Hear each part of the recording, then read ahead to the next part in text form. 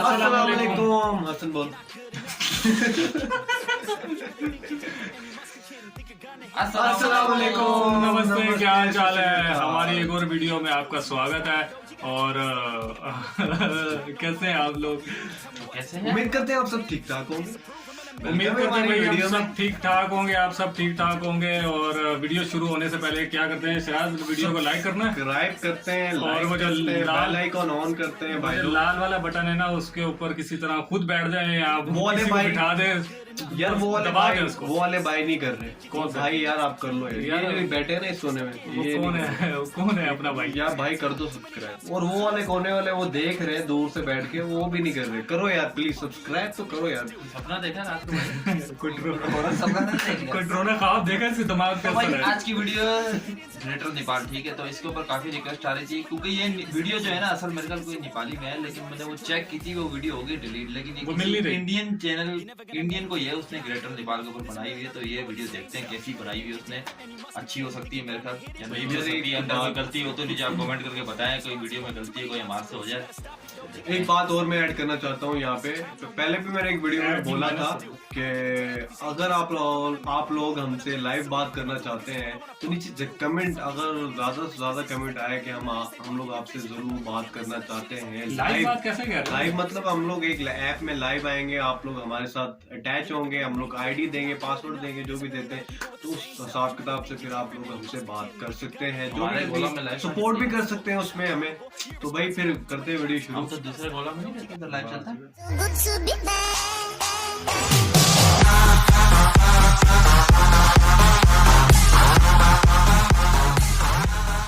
आज की वीडियो बड़ी इंटरेस्टिंग होने वाली है। टाइटल देखकर तो आप सब लोग समझ ही गए होंगे कि वीडियो किस टॉपिक पर है।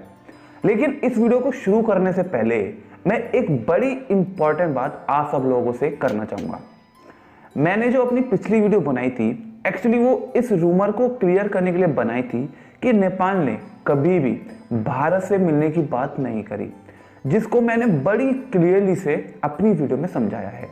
इसलिए एक बार फिर से मैं इस बात को क्लियर कर देना चाहता हूं कि पिछली वीडियो केवल उस बात को गलत ठहराने की ही बात कर रही। खैर चलिए अब आरंभ करते हैं नई वीडियो को। नेपाली दैट आप सबने अखंड भारत के बारे में तो सुना ही होगा, जो इतना विशाल था कि उसमें आज का अफगानिस्तान, पाकिस्तान, बांग्लादेश, भूटान, म्यांमार और बाकी छोटे मोटे देश समाये हुए थे। कहने को नेपाल भी अखंड भारत का हिस्सा बताया जाता है, लेकिन मैं इस पर कुछ नहीं बोलूंगा, अदरवाइज आप लोग भड़क जाओगे। ठीक उसी प्रकार अखंड नेपाल भी हुआ करता था, जिसको लोग ग्रेटर नेपाल से जानते हैं। आज का जो नेपाल है वो करीब 1,47,181 किलोमीटर स्क्वायर वर्ग में फैला है। वहीं अखंड नेपाल का साइज आज के नेपाल से 60% बड़ा हुआ करता था, और जिसमें बताया जाता है कि भारत का भी कुछ हिस्सा शामिल था, जिसको गोरखा सेना ने सन 1791 से 1804 में भारत की सेना से जीता था। दुर्भाग्य से जो जमीन गोरखा सेना ने भारतीय राजाओं से जीती थी, वो उसको 1814 से 1816 की एंग्लो नेपाली वार में ब्रिटिश ईस्ट इंडिया कंपनी के साथ युद्ध में हार गए थे, जिसके बाद सुगौली ट्रीटी के तहत नेपाल और ब्रिटिश इंडिया के बीच बॉर्डर्स बनाए गए। कहने को सुगौली ट्रीटी से पहले नेपाल का क्षेत्रफल 2,92,181 वर्ग किलोमीटर में फैला था। इन आंकड़ों से यह तो पता लगाया जा सकता है कि नेपाल ने अपना 60 से 70% हिस्सा लड़ाई में हारा था। कई लोगों का यह भी मानना है कि ग्रेटर नेपाल के समय दार्जिलिंग और सिक्किम के कुछ क्षेत्र नेपाल के अंडर आया करते थे। खैर इस टॉपिक पर एक नई वीडियो में बात करेंगे। अखंड नेपाल की शुरुआत एक छोटे से हिस्से से शुरू हुई थी, जिसको पृथ्वी नारायण शाह ने बनाना शुरू किया था। पृथ्वी नारायण शाह गोरखा राज्य के आखिरी राजा थे। नारायण शाह प्राचीन काल के राजपूताना घराने से थे, जिन्होंने मात्र 2,500 स्क्वायर किलोमीटर वर्ग के गोरखा राज्य को अखंड नेपाल बनाया। शाह ने अपने आसपास के राज्यों को धीरे धीरे जीतना शुरू किया, जिससे उनका गोरखा राज्य बड़ा होने लगा था। 1740 खत्म होते होते उन्होंने अपनी राजधानी को 1769 में काठमांडू शिफ्ट कर लिया था, जो आज के नेपाल की राजधानी है। उन्होंने दर्जनों रियासतें जीतने के बाद गोरखा राज्य का नाम बदलकर नेपाल कर दिया था। 1775 में पृथ्वी नारायण शाह की मृत्यु होने के बाद उनके बड़े बेटे प्रताप सिंह शाह ने अपने पिता के कार्य को जारी रखा, लेकिन किसी कारणवश 1777 में वो भी चल बसे। और फिर आए बहादुर शाह, पृथ्वी नारायण शाह के दूसरे बेटे, जिन्होंने नेपाल को बड़ा बनाने में अपना पूरा जीवन न्योछावर कर दिया। बहादुर शाह के शासन में नेपाल, तिब्बत, दार्जिलिंग और सिक्किम तक पहुंच गया था, लेकिन वो सब कुछ बहादुर शाह को गंवाना पड़ा जब ईस्ट इंडिया कंपनी आई। गोरखा राजा पृथ्वी नारायण शाह द्वारा अन्य रियासतों पर हमला करना और पराजित शुरू करने से पहले और 1769 में नेपाल को एक देश का दर्जा देने से पहले नेपाल का कोई अस्तित्व नहीं था, जैसे कि आज जाना जाता है। नेपाल की पश्चिमी सीमा काली नदी के पूर्व में थी, जब उनके दूसरे पुत्र बहादुर शाह ने नेपाल को एक पैन हिमालयन राज्य बनाने के बारे में सोचा।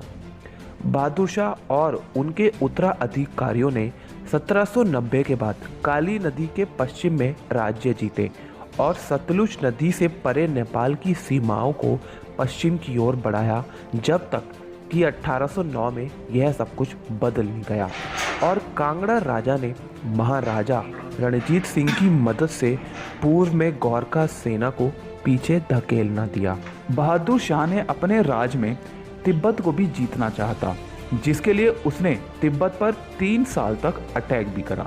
ये बात है 1779 से लेकर 1792 तक। दरअसल बहादुर शाह तिब्बत में ट्रेड राउट्स को कंट्रोल करने का प्रयास कर रहा था, लेकिन उस समय चाइनीज का तिब्बत पर काफ़ी अच्छा दबदबा था और चाइनीज आर्मी ने करीब करीब बहादुर शाह की गोरखा आर्मी को काठमांडू वापस जाने के लिए मजबूर कर दिया था।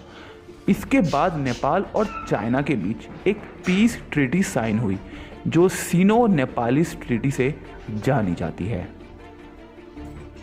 सिराज हताश बहादुर शाह ने ईस्ट इंडिया कंपनी से गोला, बारूद और बंदूकों की मांग करी, लेकिन फिर भी वो तिब्बत को जीत नहीं पाया।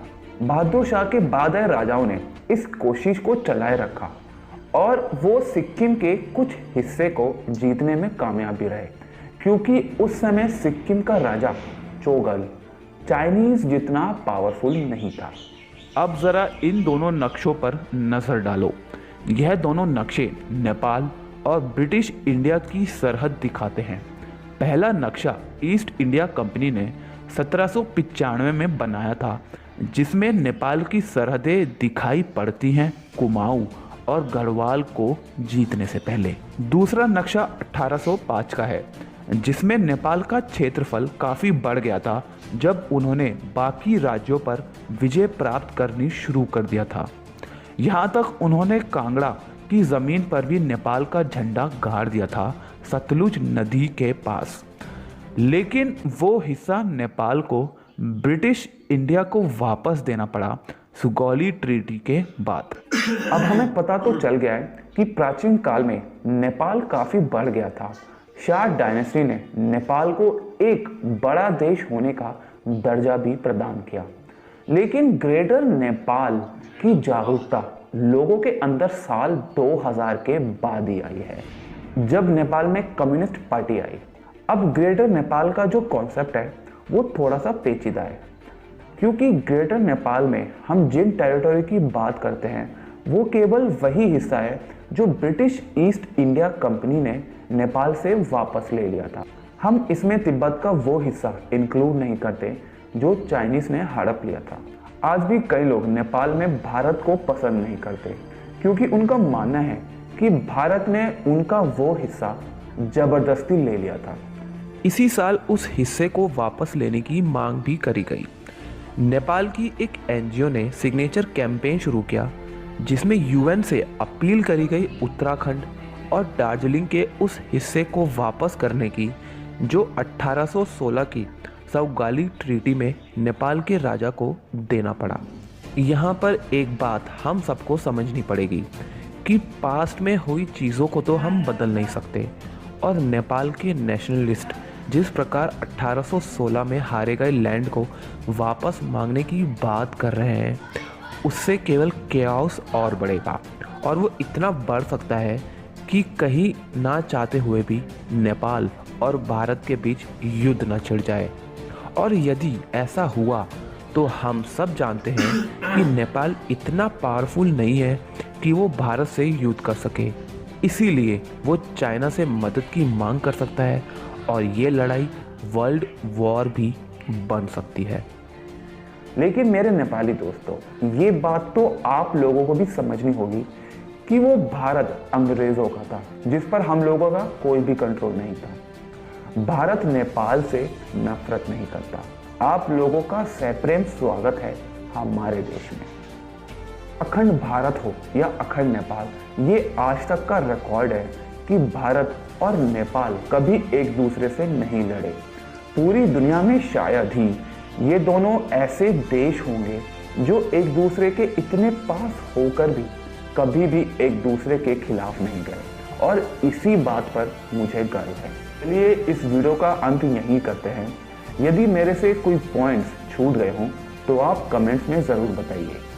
वीडियो को पूरा देखने के लिए धन्यवाद। अच्छी लगी है तो अपने फ्रेंड्स और फैमिली के साथ इस वीडियो को शेयर कर देना, और यदि आप इस चैनल पर पहली बार आए हैं तो इसको सब्सक्राइब करे बिना। वीडियो जो दिखाया गया है कि नेपाल एक छोटी कंट्री है, इंडिया से लड़ नहीं पाएगी, ये बोला है ना उसने वीडियो में, तो मेरे ख्याल में ये गलत बोला है।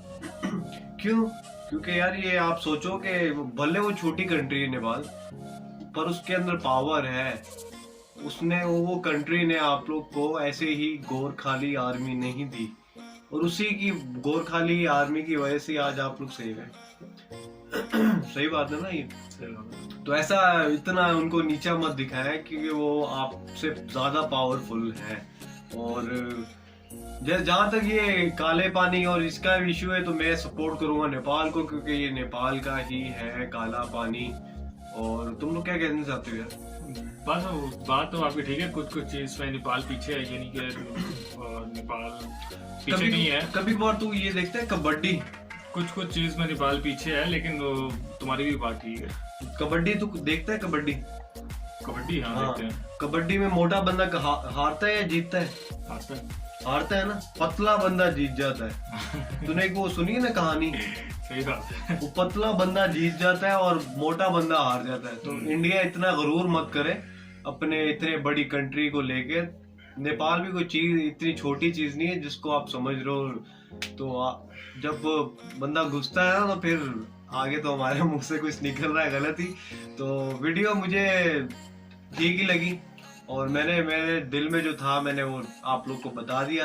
ग्रेटर नेपाल की बहुत सारी रिक्वेस्टें आ रही थी, तो ये मैं यार नेपाल की सपोर्ट में हूँ। मैं नेपाल की सपोर्ट में, मैं आप लोग की सपोर्ट में। वो अंदर कोई देखी ना वीडियो, मतलब वो एक स्टोरी बता रहा था, ठीक है, वो थोड़ी हिस्ट्री। तो मैंने वीडियो को पहले में भी ये बात बोली है कि हम लोग को तो हिस्ट्री के बारे में नहीं पता, ठीक है। आप मुझे कमेंट करके बताइएगा कि ये जो बता रहा है सही है कि नहीं है। बाकी वो जो बात उसने बताई है बीच में जो बोल रहा था, क्योंकि वो शुरू में भी उसने बोला था कि गोरखा आर्मी ने इंडियन आर्मी से पता नहीं लड़ के जीते हैं, कोई पता नहीं जमीन ले क्या लिया था, वो शुरू में बता रहा था, अपने मुंह से बता रहा था, क्योंकि गोरखा आर्मी के बारे में बता रहा था, पावरफुल है। तो बाकी मैं अब यही बोलना चाहूंगा कि इसने जो अंदर बोला है, आप लोग भी नीचे कमेंट करके बताएं कि मतलब ये सही है जो इसने बताया, गलत है वो भी हमारे को बताएं नीचे करके कमेंट। तो अगर मैं भी सही कह रहा हूँ तो आप वो भी बताएं। छोटी बड़ी कंट्री से कुछ भी नहीं होता, ये बात सही है। बंदे में जान होनी चाहिए, ठीक है। एक बंदा 10 बंदों को भी मार सकता है, क्यों नहीं मार सकता? जान होनी चाहिए बंदे में, ठीक है। बस ये वीडियो हेट के लिए नहीं है। मैं बस हेट के लिए नहीं ये कह रहा था, मैं सिर्फ सिर्फ ये कह देता था कि किसी कंट्री को नीचा मत दिखाएं, किसी आर्मी को नीचा मत दिखाएं, किसी बंदे को नीचा मत दिखाएं, बस ये रिस्पेक्ट करो भाई, रिस्पेक्ट करो और पीसफुल तरीके से एक दूसरे से प्यार मोहब्बत सब एक भाई, मेरी नजर में सब इंसान एक ही, सब मुल्क एक ही जगह है, सबके फ्लैग मुल्क जो है वो एक ही जगह है, सब अच्छे हैं। सबके फ्लैग, जितने भी कंट्रीज के फ्लैग हैं उनको सबको रिस्पेक्ट दो यार। कोई लोग होते हैं अपनी अपनी कंट्रियों के दूसरी कंट्रियों के जला देते हैं, ऐसा नहीं करना चाहिए। आप लोग की कंट्री का कहीं और जलेगा तो आप लोग का दिल दुखेगा ना, तो ऐसा नहीं करना चाहिए। मैंने ये भी वीडियो देखी थी कुछ दिन पहले कि इंडिया में नेपाली फ्लैग जलाया गया, तो ये बहुत गलत बात है। ये इशू गवर्नमेंट वालों का इशू चल रहा है, आप लोग बीच में क्यों ऐसा कर रहे हैं यार? ऐसा नहीं होना चाहिए नेपाल इंडिया में। तो इंडिया वालों का पता नहीं दिमाग ही थोड़ा ऐसा ही है। तो वीडियो अगर आप लोग को अच्छी लगे यार नीचे कमेंट करके जरूर बताएं और सब्सक्राइब करें, हमारे चैनल को सपोर्ट करें, शेयर करें अपने दोस्तों के साथ, फैमिली के साथ। और हसन कुछ कहना चाह रहे हैं? नहीं बस। तो मिलते हैं फिर अगली वीडियो में, तब तक के लिए इजाजत दें। अल्लाह हाफिज। Tell me pretty lies, look me in the face, tell me that you love me, even if it's fake.